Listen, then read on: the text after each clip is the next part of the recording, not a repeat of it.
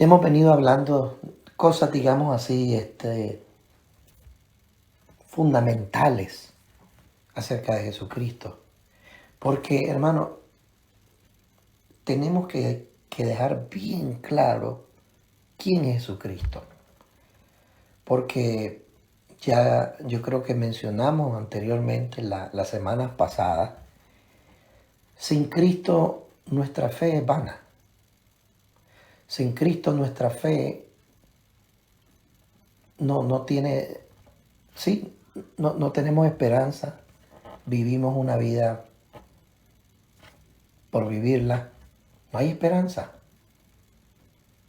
Cristo es el centro del Nuevo Testamento. Cristo es el centro porque en Él está la redención del hombre. Entonces, para que Cristo pueda tener el poder de redimirnos, Él tenía que ser hombre. Y la palabra del Señor enseña que sí lo fue. Pero eso lo vamos a ver hasta el próximo martes, ¿verdad? Vamos a estar estudiando todo eso. El día de hoy vamos a hablar acerca de las doctrinas, herejías y hasta filosofías que surgieron en el tiempo de los apóstoles. En los primeros siglos, siglo primero, siglo segundo, siglo tercero y siglo cuarto, ¿verdad? Entonces, doctrinas que atacaron la persona de Jesucristo. No creían que Él fuese el Hijo de Dios. Otros no creían que fuera divino. Otros decían que era solamente humano. Otros decían que no era ni humano ni divino. Entonces, hermano, nosotros ya vamos a ver el día de hoy los fundamentos de esas doctrinas. ¿Por qué? Para que comprendamos, hermano, lo que el mundo y Satanás dice y ha dicho de Cristo. Y por eso tenemos que entender también lo que la Biblia enseña acerca de Jesucristo. La iglesia luchó.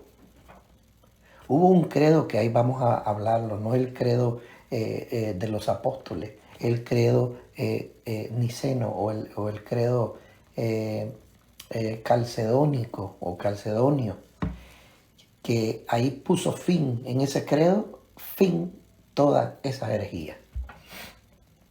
Entonces, nosotros vamos a estar viendo todo eso.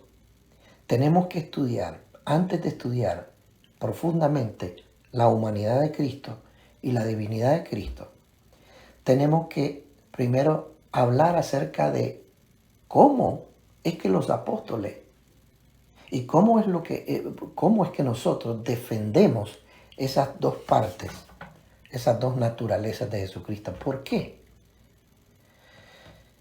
Y ahí vamos a estarlo estudiando, porque surgieron, como vuelvo a repetir, ataques dentro de la iglesia y ataques fuera de la iglesia en contra de la persona de Jesucristo. Y vuelvo a repetir lo que hemos dicho antes, si entonces se desvanece el plan de Cristo como redentor, como el Dios encarnado, como el Salvador del mundo, entonces no sirve para nada. Entonces por eso es que tenemos nosotros que estudiar lo que la Biblia enseña acerca de Jesucristo. Ahora, iniciemos entonces, ¿verdad? Iniciemos. Hoy vamos a estudiar, hoy vamos a ver, me va a ayudar usted a leer, vamos a ver 39 cositas. Yo no sé si llamarle slide o tarjetitas o yo no sé cómo. Usted le va a poner un nombre ahí, pero yo le pongo slides, ¿verdad? O diapositiva, pues, en español, diapositiva. Entonces, vamos a ver 39, pero no se preocupe, todo eso lo vamos a ver en lo que resta de las 7 de la noche, ¿verdad? Porque más que todo va a ser una explicación y una lectura, y vamos a dar de las dos cosas al mismo tiempo, algunos versículos. Al inicio vamos a leer algunos versículos y ustedes lo van a ver junto conmigo, lo vamos a estar leyendo ahí. Y entonces, si quiere tomar nota, tome nota. Si no, de todas maneras, usted esto lo vuelve a repasar si usted quiere. Esto va a quedar en el Facebook, espero que sí. Dios quiera que sí, que no haya ninguna interrupción en el nombre del Señor. Entonces, esto va a quedar ahí y también lo vamos a poner en el website de la iglesia. Si no resulta en uno, resulta en el otro. Pero ya sabe que estos estudios están en el Facebook, pero especialmente los vamos a poner siempre. Todos los que hemos puesto están en el YouTube de la iglesia y también está en el website de la iglesia. Así que iniciemos a leer, ¿verdad? Ayúdenme a leer lo que vamos a estudiar el día de hoy, y es acerca de la doctrina de Jesucristo, ¿verdad? Y ahí me echo una manito leyendo la doctrina de Jesucristo, parte número 1, ¿verdad? Parte número 1. Entonces, empecemos a leer. Los datos bíblicos nos llevan a dos afirmaciones fundamentales con relación a la persona del Señor Jesucristo. ¿Cuáles son? Que es verdadero Dios y es verdadero hombre. Eso es, los datos bíblicos, la conclusión a lo que nos lleva. La forma en que estas dos realidades se combinan es en una sola persona auténtica, será siempre un misterio. La forma en que estas dos realidades se combinan en una sola persona auténtica será siempre un misterio. Y esto es muy importante tenerlo en cuenta siempre. Que el que quiera explicar cómo es que funciona la naturaleza de Cristo humana y la naturaleza de Cristo divina, y poderla entender fácilmente, digamos así, pues yo creo que no ha leído mucho la Escritura. Porque en toda la Escritura usted puede ver que puede ser, que puede ser que haya confusión. Cuando el Señor, por ejemplo, decía, Padre, ¿por qué me has desamparado? Pareciera que Jesucristo y Dios no es lo mismo. ¿Es o no es cierto? ¿Ve? Entonces, y muchos otros textos similares, cuando Jesucristo le oraba al Padre, ¿verdad? En Juan capítulo 17 hay una oración muy extensa y bonita, ¿verdad? Que Jesucristo hizo por los apóstoles y por él mismo también. Le estaba orando a su Padre. Y de esos textos se agarran las doctrinas de error para decir pues que Jesucristo fue un ser creado. Ahí vamos a llegar a todo eso. Y que él no tenía naturaleza divina, ¿verdad? ¿Por qué? Porque dependía de su Padre, ¿verdad? Pero ahí vamos a llegar a todo eso. Entonces, pero el que quiere explicar con toda facilidad cómo es que se combinan las dos naturalezas de Jesucristo, entonces es porque la verdad no le ha dado mucha importancia.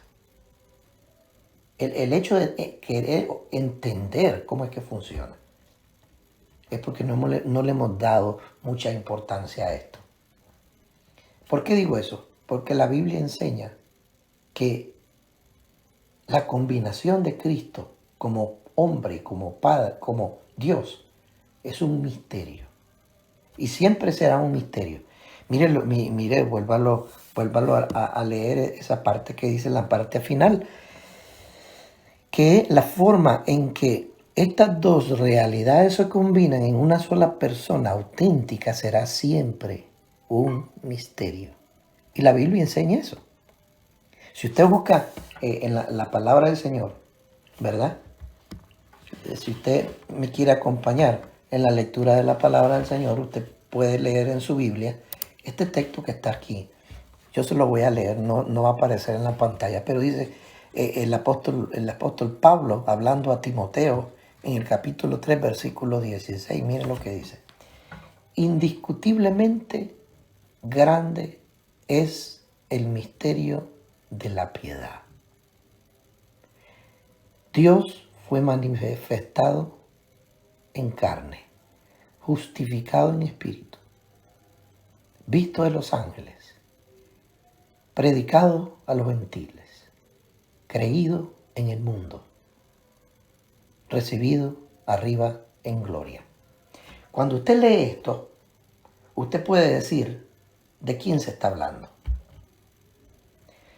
Recibido en gloria, ¿de quién se está hablando? Creído en el mundo, ¿de quién? De Jesucristo. Predicado a los gentiles, se está hablando de Jesucristo. Visto de los ángeles cuando Jesús nació y que hubo una gran fiesta de ángeles, ¿verdad? Justificado en el Espíritu. Pero al inicio dice, indiscutiblemente, Pablo dice, esto no es para discusión. El misterio de la piedad es grande, dice. Es un misterio. Pero al inicio del misterio, Pablo dice, ¿qué es lo que está pasando? Dice que Dios fue visto de los ángeles. Dios fue predicado a los gentiles. Dios fue creído en el mundo. Y Dios fue recibido arriba en gloria. El mismo Dios. Eso es lo que dice Pablo. Al inicio dice, Dios fue manifestado en carne. Se reencarnó, hermano. Ahí lo dice el apóstol. Dios, dice, fue manifestado en carne. Justificado en espíritu. Dios fue visto a los ángeles. Predicado a los gentiles. Creído en el mundo y recibido arriba en gloria. Directamente Pablo está diciendo Jesucristo es Dios. Pero al inicio dice, indiscutiblemente es grande este misterio. El que no lo vea como un misterio, yo siempre lo he visto así como un misterio. ¿Cómo es posible? Inentendible. Pero cuando la Biblia lo declara, cuando la Biblia dice quién es Jesús, entonces toda duda se despega y nosotros solamente tenemos que aceptarlo y creerlo. ¿Cómo funciona? Es difícil, por eso es que han salido herejías, por esa razón. Entonces, continuemos leyendo donde estábamos, ¿verdad? Es un misterio. Pero bueno, vamos a seguir leyendo. Mire lo que dice en la segunda parte. Sin embargo, es un misterio. Sin embargo, eso no debiera estorbar el intento de estudiar la encarnación con mayor profundidad. Oiga bien, si descuidamos esa tarea, otros intentarán por vías que conduzcan al error y a la confusión. Y otros otros ya lo han intentado. Por esa razón, hermano, la iglesia debe estar siempre atenta a la instrucción de la palabra del Señor, a leer la palabra del Señor, a estar aquí en estas reuniones, aunque sean un poquito, ¿verdad? Yo sé que todos vivimos ocupados, pero necesitamos aprender. Sigamos leyendo. En la doctrina de Cristo, tanto como en cualquier doctrina cristiana, los pastores descuidados invitan a los lobos a destruir el rebaño de Cristo. El descuido de los pastores es una invitación para que Satanás destruya la iglesia. Por esta razón estamos estudiando el tema central del Nuevo Testamento. ¿Quién es? La persona de Jesucristo. Exacto. El centro del Nuevo Testamento es la persona de Jesucristo. El centro del cristianismo es Jesucristo. ¿Por qué razón, hermano? Simplemente, sin Cristo no hay redención. Él fue sacerdote, él fue poeta, profeta, y él fue rey. Y él es todo eso. Eso lo estuvimos estudiando, los estudiantes que estudiaron el programa ministerial supervisado las 3 o 4, creo yo, trabajos, servicios de Jesucristo como profeta, como sacerdote y como rey, ¿verdad? Entonces sigamos leyendo. Es evidente la lucha que los primeros discípulos y los apóstoles tuvieron en torno al ataque de la persona de Jesucristo para hacer nulo su trabajo redentor. Es evidente porque se encuentra en todo el Nuevo Testamento esa lucha, ese pleito. El apóstol Juan fue quien más dedicó sus escritos para probar la relación de Jesús con su Padre Dios y su consistente plan de redención. Ya lo hemos dicho, el apóstol Juan dedicó toda su escritura, con la excepción del Apocalipsis, ¿verdad? Pero dedicó sus escritos para defender la persona de Jesucristo, la divinidad y la humanidad de Jesucristo. Primero, vamos a ver, ahí está, Primera de Juan, capítulo 2, 18, ¿qué dice? ¿Qué dice? Hijitos, ya es el último tiempo y según vosotros oíste que el anticristo viene. Así ahora han surgido muchos anticristos. Por esto conocemos que es el último tiempo. El apóstol Juan dice, tengan cuidado porque han salido. El apóstol Pablo, Juan y todos los apóstoles y los primeros discípulos estaban viviendo en carne propia los ataques de todas esas religiones que estaban surgiendo. Y seguimos otro texto. Primera de Juan 4, del 1 al 6, dice, amados, no creas a todo espíritu, sino probad los espíritus si son de Dios, porque muchos falsos profetas han salido en el mundo. En esto conoced el Espíritu de Dios. Dice, todo espíritu que confiesa que Jesucristo ha venido en carne es de Dios. Escuche bien. Y todo espíritu que no confiesa que Jesucristo ha venido en carne no es de Dios. ¿Se da cuenta? En el tiempo de Juan ya estaban surgiendo las doctrinas falsas de que Jesucristo no vino en carne, sino que era un fantasma. Ahí vamos a llegar a eso. Vamos a ver cuáles son esas doctrinas, ¿verdad? Entonces, por eso el apóstol Juan, usted puede leer en las epístolas de Juan, defensa del apóstol Juan hacia Jesucristo por toda esa doctrina.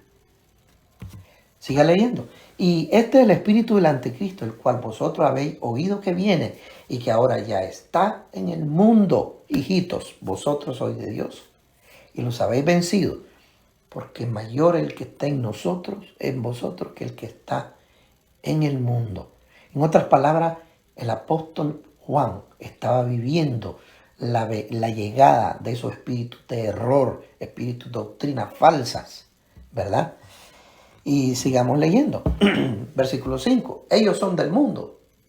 Por eso hablan del mundo y el mundo los oye. Y nosotros somos de Dios. El que conoce a Dios nos oye. El que no es de Dios no nos oye. En esto conocemos el espíritu de verdad y el espíritu de error. En otras palabras, el que sigue, dice el apóstol Juan, el que sigue nuestras enseñanzas, la enseñanza de los apóstoles, referente a Jesucristo, ese es de Dios. Y el que no sigue lo que hemos enseñado, no es de Dios, sino hay un espíritu de error. Eso lo dice el apóstol Juan. Ahora saltémonos al capítulo 4, versículo 15. Todo el que confiesa que Jesús es Hijo de Dios, permanece en Él y Él en Dios. Usted dirá, pero es que fácil decir eso, que Jesús es Hijo de Dios. Eso cualquiera lo puede decir. Oiga, mi hermano, habían herejías. Y por eso es que el apóstol Juan estaba diciendo y recalcando y haciendo énfasis. Porque cualquiera puede confesar que Jesús es el Hijo de Dios. Cualquiera puede decir, Jesús es Hijo de Dios. Fácil decirlo. del diente al labio. ¿Sí me entiende? Pero ¿por qué el apóstol Juan estaba diciendo todo eso? Es importante. Era porque el decir hijo de Dios, ahí lo vamos a ver.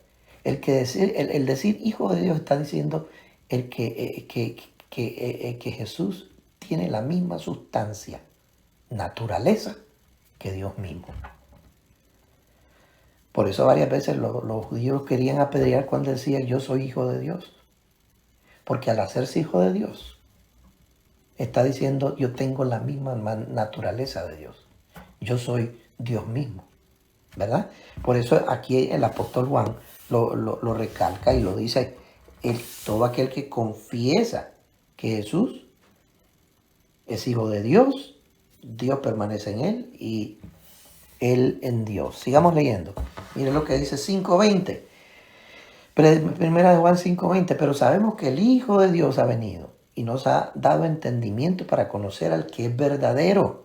Y estamos en el verdadero, en su Hijo Jesucristo. Ese es, oiga bien, este es el verdadero Dios y la vida eterna. Este texto, hermano, lo dice claramente. ¿Quién lo dice? El apóstol Juan. Nada más ni nada menos. Lo dice claramente que Jesús es verdadero Dios. Y si quiere, vuélvanlo a leer. Pero sabemos que el Hijo de Dios, ¿quién es? Jesucristo. Ha venido y nos ha dado entendimiento para conocer al que es verdadero. Y estamos en el verdadero. ¿Quién es? Su Hijo Jesucristo. Este es el verdadero Dios y la vida eterna. Gloria al Señor.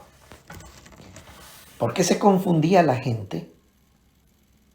No sé por qué. Porque había espíritus de error, espíritus obviamente que había un espíritu diabólico operando en mucha gente en los primeros días del cristianismo, ¿verdad? Simplemente. Segunda de Juan 1:7, porque muchos engañadores han salido por el mundo que no confiesan que Jesucristo ha venido en carne, ¿se da cuenta? Otra vez remachando, reenforzando la idea. Quien esto hace es engañador y es el anticristo. ¿Ve? Sigamos leyendo. Tercera de Juan, capítulo 1, versículo 4. No tengo mayor gozo que el oír que mis hijos andan en la verdad. Era preocupación de todos los apóstoles, hermano. Era una gran preocupación de todos los apóstoles. Mire, segunda de Pedro 2:1. Pero hubo también falsos profetas entre el pueblo, como habrá entre vosotros falsos maestros, que introducirán encubiertamente herejías destructoras. Y aún, oiga bien, negarán al Señor que los rescató, atrayendo sobre sí mismo destrucción repentina. ¿Se da cuenta? El apóstol Pedro también estaba viviendo esos momentos que van a negar al Señor, van a negar su poder salvífico, redentor. Eso era lo que estaba sucediendo en el tiempo de los apóstoles. Ahora, vamos a entrar entonces, digamos ya, a ver estas doctrinas. ¿De dónde salieron? ¿Quiénes eran?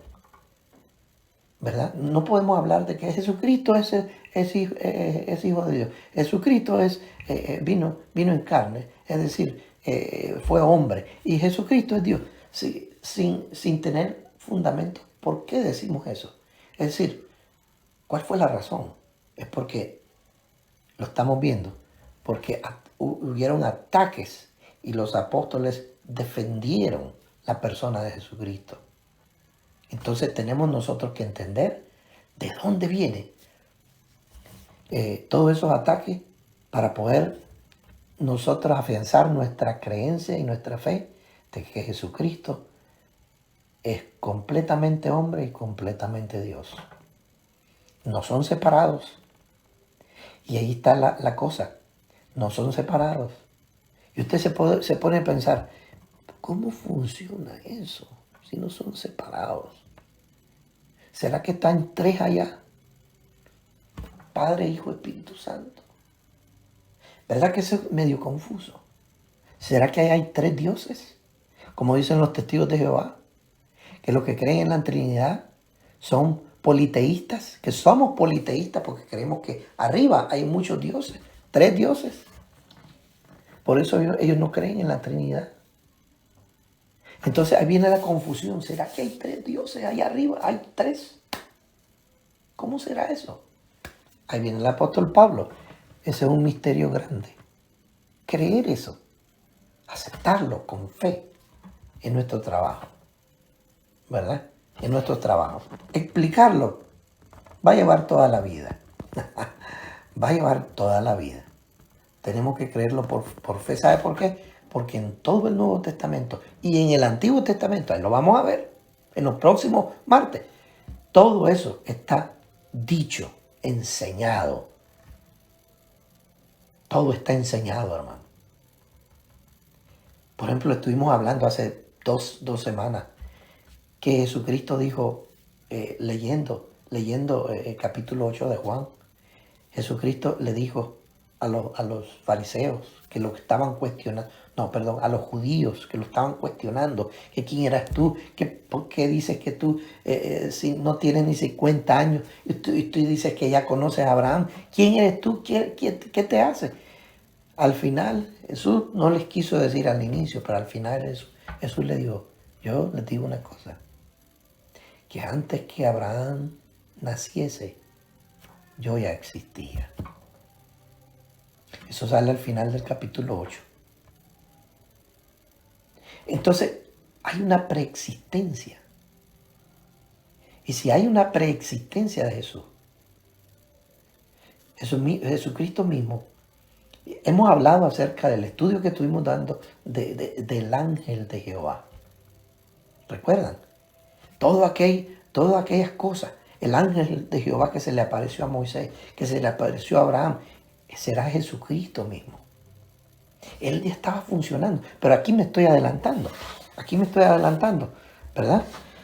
Ahorita vamos a entrar a estudiar esas doctrinas que veamos, lo vamos a hacer rapidito, ¿verdad? Miremos, dice, los primeros debates, aunque las discusiones teológicas anteriores al año 500 son históricamente remotas, es decir, ya pasó mucho tiempo, siguen siendo importantes porque en el curso de las mismas hicieron su aparición la mayoría de las principales opciones cristológicas, pero no son opciones, son herejías cristológicas, ¿verdad? En ese tiempo, ahí donde florecieron todas las herejías, en todo el tiempo de los primeros 500 años del cristianismo. Ahora veamos, la carta de Plinio al emperador Trajano. Plinio era un creyente. Al emperador Trajano, al comienzo del siglo II, describía a los cristianos. Plinio, no, perdón, estoy confundido.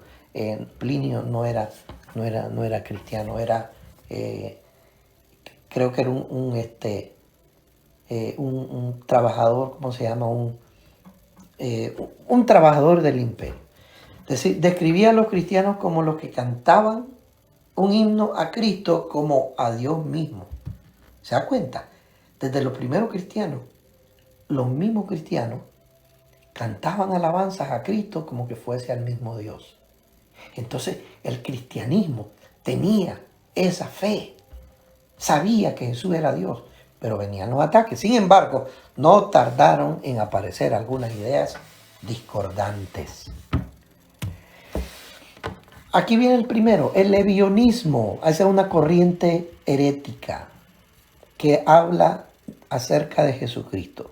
Hace referencia a una o varias sectas judeo-cristianas. Ponga atención, estos eran judíos cristianos que existieron durante el cristianismo primitivo. Veían a Jesús como el Mesías, pero rechazaban su preexistencia. Esto es, que tuviera naturaleza divina y que su nacimiento hubiera sido virginal. El ebionismo no miraba a Jesús como que tenía naturaleza divina. Él no era divino. Miraban a Jesús como un Mesías. Oiga bien, hermano, los judíos creen lo mismo, que el Mesías no tiene nada que ver con Dios. El Mesías es un hombre guerrero, un libertador, nada más. Un caudillo. Es un caudillo como lo fue Gedeón, como lo fue aquellos jueces, que su trabajo era liberar al pueblo de la mano del opresor. Entonces, pero los judíos no aceptan la divinidad de Cristo hasta el día de hoy. Entonces, el ebionismo, hermano, eran aquellas sectas judeo-cristianas, quiere decir que eran judíos que habían aceptado la fe cristiana, pero tenían sus propios conceptos de Jesucristo. Sigamos leyendo. Insistían en la necesidad de seguir los ritos de las leyes judías, ¿se da cuenta? Cumpliendo preceptos como la circuncisión, el sábado o las prohibiciones alimenticias. Los ebionistas solo utilizaban uno de los evangelios que se llama Evangelio según los hebreos. Reverenciaban a Santiago, al libro de Santiago, y rechazaban al Pablo de Tarso como un apóstata de la ley. ¿Por qué razón? Simplemente porque eran judíos cristianos que querían vivir bajo la ley. Por eso había un evangelio de todos esos libros apócrifos. Había un evangelio que se llamaba Evangelio según los hebreos. Y eso era lo que aceptaban los ebionistas.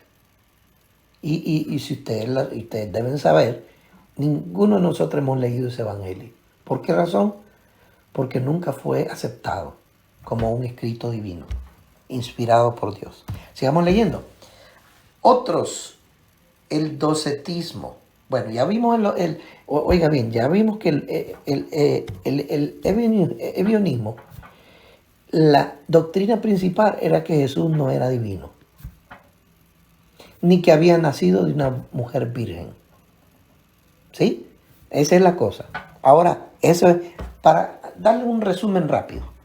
Veamos al otro. El docetismo. Ahora vamos a ver qué creen los docetas en ese tiempo. Eran religiones o sectas falsas. Este movimiento data de los tiempos apostólicos. De los tiempos apostólicos, es decir, desde el tiempo de los apóstoles, no fueron ni siquiera los primeros cristianos, de los apóstoles. El docetismo significa aparición o fantasma. Es un conjunto de tendencias cristológicas contrarias a la fe cristiana en cuanto a la verdadera naturaleza de Jesucristo, su existencia histórica y corporal y sobre todo su forma humana. Vamos a ver qué dicen los docetas o el docetismo. Afirmando que Jesús era una simple apariencia sin ninguna naturaleza carnal.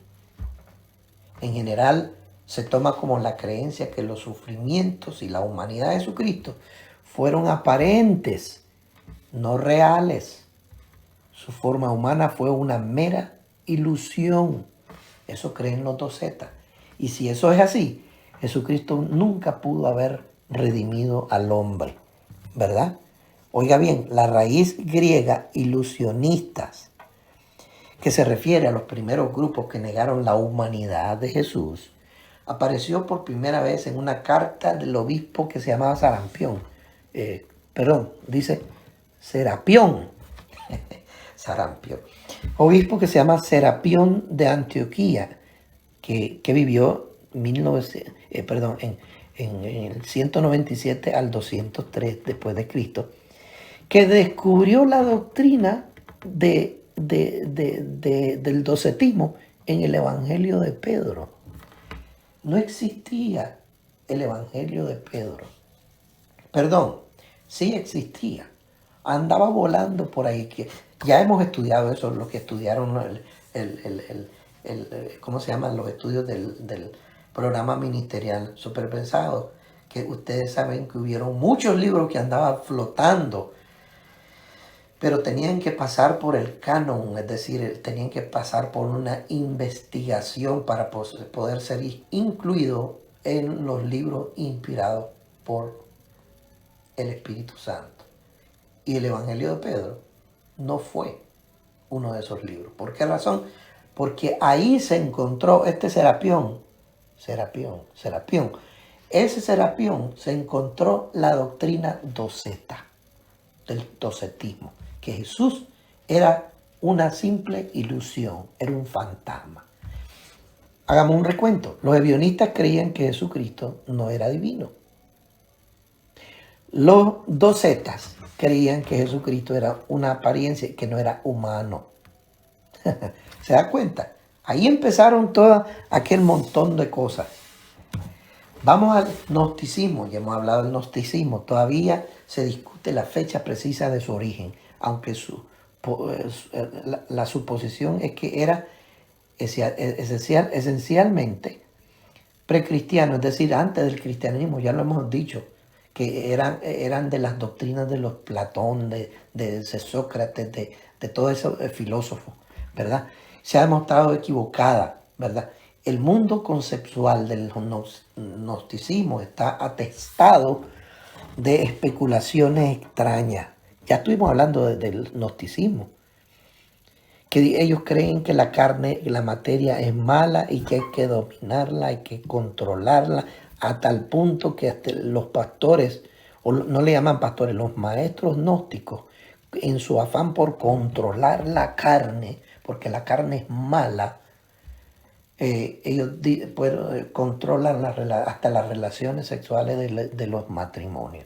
Tienen que pedirle permiso al maestro gnóstico cuando un esposo y su esposa quieren estar ¿verdad?, en su intimidad. Tienen que pedirle permiso. Sigamos leyendo. Y no está claro hasta qué punto tenía una unidad de pensamiento el gnosticismo. No había una unidad de pensamiento, era un relajo, perdón la palabra, pero no solo el gnosticismo, todas esas religiones, todas esas creencias de espíritus de error son un relajo, hermano. Tenemos que tener mucho cuidado. Algunos autores gnósticos ven a Cristo como uno que descendió de la estratosfera. Oiga, de la estratosfera celestial, se unió por un tiempo con un personaje histórico que se llamó Jesucristo. Eso es lo que ellos creían. Que Jesús vino volando como paloma, quién sabe cómo. De allá del cielo vino bajando. ¿Ve? Y se encarnó en un personaje histórico que se llama Jesús, cuyo cuerpo, oiga bien, estaba formado de una sustancia psíquica ligada a él. La verdad, es inentendible esto. Yo se los puse aquí porque en realidad el gnosticismo refleja una tendencia fuertemente docética. Ustedes ya saben lo que es el docetismo, que Jesucristo era una ilusión. Entonces, el gnosticismo, ¿verdad? El gnosticismo cree lo mismo que los docetas o que el docetismo. ¿Ves? Eso es lo que trata de decirnos aquí. En efecto, dice, cortó el puente en ambos extremos, que Jesucristo no es ni verdadero Dios ni verdadero hombre. Por lo tanto, Cristo no podía ser un mediador. Entonces, si para los gnósticos Jesús no es mediador, ¿qué es lo que están haciendo? ¿Qué hacen?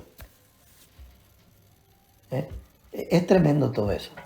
Los testigos de Jehová, o quienes son los adventistas, creen que todavía, no recuerdo quiénes, pero recuerdan ustedes que estuvimos hablando de una de esas religiones, que creen que Jesucristo todavía está trabajando en el cielo, que fue como, no sé, ustedes tal vez recuerdan que en 1400 y resto, Jesús por fin llegó al cielo. Yo no sé dónde andaba. Que por fin llegó al cielo, se introdujo en el santuario y empezó hasta entonces, 1400 años después de su muerte, empezó la redención y que todavía está trabajando para redimir a la gente. Creo que eran los testigos de Jehová los que decían eso. Estamos fregados, hermano. ¿Verdad? Bueno, esta gente está fregada, yo no. Ahora veamos el otro, el arrianismo. Ya vamos a terminar. El arrianismo. El arrianismo es una doctrina cristiana del siglo III que rechaza el dogma de la Trinidad y que fue popular en algunas zonas de Europa durante el primer milenio después de Cristo. Afirma que Jesucristo fue creado, eso dice en el arrianismo, le estuve mencionando eso, que Jesucristo fue creado por Dios y está subordinado a Él. Otras palabras, no tiene prácticamente naturaleza divina, es un ser creado, como fue usted, como fueron los ángeles. Sigamos leyendo. Arrio, un presbítero, era un cristiano de Alejandría, en Egipto. Se opone a las llamadas creencias ortodoxas acerca de la naturaleza divina de Cristo.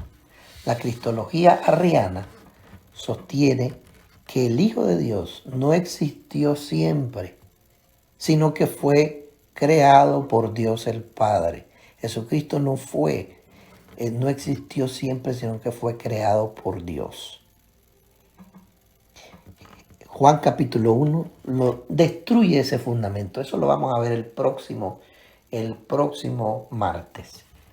Esa es locura. Cuando Jesucristo dijo, solo léase los primeros versículos del capítulo 1 de Juan, ahí contradice completamente esto que está aquí. Sigamos leyendo. Arrio concluyó que el logos, es decir, Jesús, que es la palabra verbo que Juan traduce verbo, hablando de Jesús, Arrio le llama logos, debía permanecer al lado creado del ser. En consecuencia, no es eterno, Jesucristo no es eterno, sino un ser creado. Otra palabra, mire lo que dice Arrio, aquí se lo puse entre comillas. Hubo un tiempo en que Cristo no existía. Ciertamente Cristo era la criatura más exaltada, pero eso es todo, nada más. Eso era lo que creía Arrio. Las cristologías de tipo arriano no han desaparecido. Los testigos de Jehová, los cristodelfios, esa es otra religión que vamos a estudiar más adelante. Los cristodelfios, aquí hay una iglesia cerca creo que he visto esa iglesia ahí por creo que en la 160 y la 88. En esa esquina hay una iglesia que hizo Cristodelfia o Cristo Delfino, o no sé cómo es. Y muchos otros niegan la verdadera divinidad de Jesucristo. Esta herejía no bíblica debe ser rechazada tan decisivamente en toda su forma ahora como lo fue el siglo IV. Sigamos leyendo. El apolinarismo de Apolinario. No le ponga ese nombre a su hijo. Dice, esta doctrina afirmaba que en Cristo el espíritu o intelecto no era humano sino divino. Este también creía que Jesús no tenía nada de humano, sino divino al encarnarse en un cuerpo sin alma. Oiga bien, nada habla de la encarnación ni que el Espíritu Santo se encarnó en la Virgen María o en María, pues. Sino que ese ser divino se encarnó en un cuerpo sin alma que era sustituida por el Verbo. Con esta idea de la naturaleza humana del Redentor quedaba destruida, ya que la naturaleza humana del Redentor quedaba destruida, ya que al negarle un alma humana, entonces su figura quedaba reducida a una especie de marioneta manipulada por Dios. La negación de la naturaleza humana de Cristo hizo que las enseñanzas de Apolinar o Apolinario fueran oficialmente condenadas en los concilios celebrados en Roma en el 374 y los 377 y posteriormente en el primer concilio de Constantinopla celebrado en el 381. Por eso se hicieron todos esos concilios. Y ya vamos a llegar a un concilio donde se definió totalmente el asunto de Jesucristo. El nestorianismo. Dice, Nestorio fue designado, oiga bien, arzobispo de Constantinopla, otro cristiano, tanto dentro, ¿recuerdan lo que dijo Pedro? Tengan cuidado porque van a introducirse lobos rapaces, falsos maestros que engañarán a muchos dentro de nosotros. Eso dijo Pedro en el versículo que leímos. Entonces, es una doctrina religiosa dentro del cristianismo que considera a Cristo radicalmente separado en dos naturalezas, una humana y una divina, completas ambas de tal modo, déjame ver, completamente pues separadas ambas de tal modo que conforman dos entes independientes, o es humano o es divino. Dos personas unidas en Cristo, que es Dios y hombre al mismo tiempo, ok, pero formando dos personas diferentes. Eran dos personas. En otras palabras, esto lo hace como que en realidad nosotros tenemos y creemos en un Dios de tres cabezas, como dicen los testigos de Jehová, que ellos dicen que nosotros creemos un Dios de tres cabezas. Pero no es así. No es así. Entonces, miren hermano, tantas cosas que surgieron acerca de la persona de Jesucristo. Viene el eutiquianismo. A ver si ustedes recuerdan a Eutico, un hombre que se cayó cuando Pablo estaba predicando. Pues de eso viene el nombre, pero no es que Eutico salió haciendo esta doctrina. El eutiquianismo o el monofisismo, de cualquier manera se puede decir, significa naturaleza. Es una doctrina teológica que sostiene que en Jesús solo está presente la naturaleza divina. Jesús no era hombre, pero no la humana.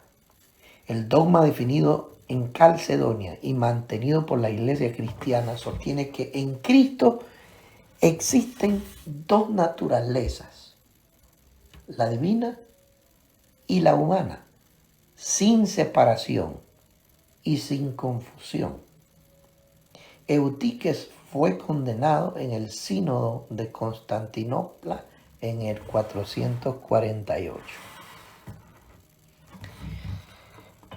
Si ustedes le prestan atención, usted lo va a estar leyendo posiblemente todo este tiempo, si quiere volverlo a leer para que le entienda mejor. Todas estas tienen un punto de error y algunos son más sutiles en su error. Por ejemplo, el nestorianismo es bien sutil, ¿verdad? Yo creo que eso sí. Es bien sutil en cuanto al espíritu de error que tiene. Ahora, era evidente, oiga bien, que las cosas no podían continuar de esta manera. Y se convocó a un gran concilio en Calcedonia. Ahí se terminó todo, en el 451, para resolver esos debates de una vez por todas. Oiga bien, recuerde ese concilio de Calcedonia. Ahí se definió en realidad qué era Jesucristo, quién era Jesucristo. Y obviamente salieron todas estas religiones a bailar en la sopa y salieron los verdaderos cristianos defendiendo la fe y se llegó a un acuerdo, y ahí vamos a ver cuál fue el acuerdo. No pudo, a ver, ¿qué es lo que dijimos aquí? Dice, la definición del concilio de Calcedonia no pudo satisfacer a todas las partes, pero desde entonces ha sido la base para las formulaciones ortodoxas, o es decir, cristianas, de la persona de Cristo. Se formuló un credo de Calcedonia. En otras palabras, esto es lo que creemos de Cristo, el credo de Calcedonia. Anteriormente les estuve hablando de eso. Y en su cláusula central afirma que, aquí viene la conclusión, debemos confesar que nuestro Señor Jesucristo es uno y el mismo Hijo, perfecto en su divinidad, perfecto en su humanidad, de una sola sustancia con el Padre en la divinidad y con nosotros en su humanidad. Se dio a conocer en dos naturalezas sin confusión, sin variación, sin división, sin separación, preservando la propiedad de cada naturaleza y combinándose en una persona y en una sustancia. Hermano, aquí